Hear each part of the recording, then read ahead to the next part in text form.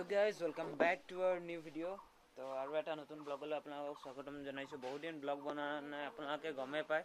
তো আমাৰ ইয়াৰ বেমাৰ হৈছিল, তো সেইকাৰণে ব্লগো বনোৱা নাছিলোঁ। তো ফাইনেলি আজি বহুত দিনৰ পিছত ভাবিছোঁ এটা সাহসলৈ কেমেৰাৰ আগত তো এটা ব্লগ বনাওঁ। তো দেখা আছোঁ আমাৰ ইয়াৰ এয়া চাওক, অলপমান ভাল পাইছে আগতকৈ।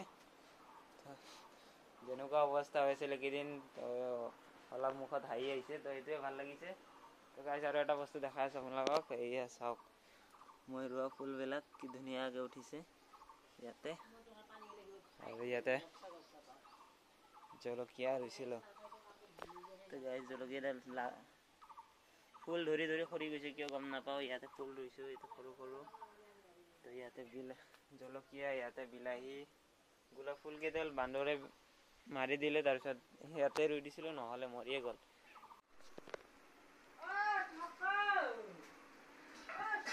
তো গাইজ চাহ খাওঁ এতিয়া, মায়ে বনাই দিছে। তো আমাৰ মাও আহিছে। তো বেমাৰ হৈ থকাৰ কাৰণে মাতিছিলোঁ, কাৰণ একেবাৰে অসুবিধা হৈ আছিল। নিচানটো একো খাবৰ কাৰণে তাৰ খোৱা লোৱা অসুবিধা হৈছিল, তাৰপিছত সেইকাৰণে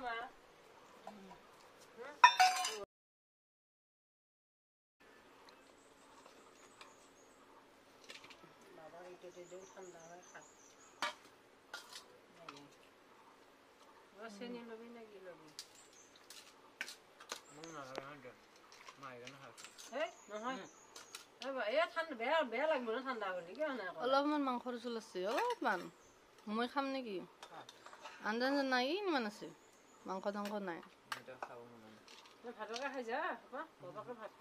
নহ'লে তুমি খাই যোৱা, গন্ধাব। চুলিটো কাটিম আৰু এম পৰা চুলিটো বেয়া হৈছে, হ'লে চুলি কাটিম।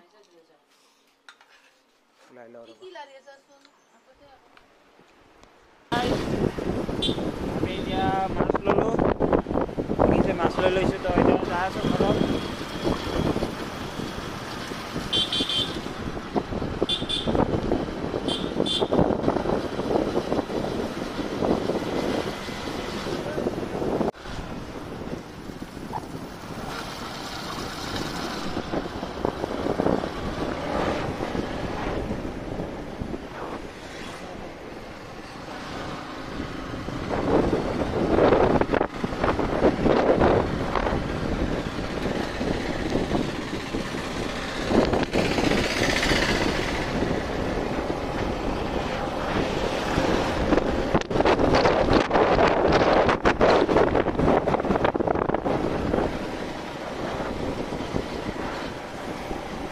চাওক নিচানতে কি খেলি আছে। এতিয়া হৈছে দুপৰীয়া, পুৰা কাৰ্টুনৰ লৈ। বাবা কি খেলি আছা তুমি?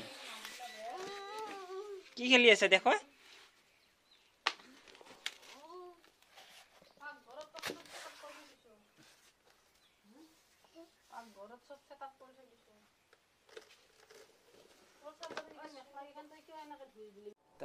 তো গাইজ মই গা চা ধুই ল'লোঁ এতিয়া।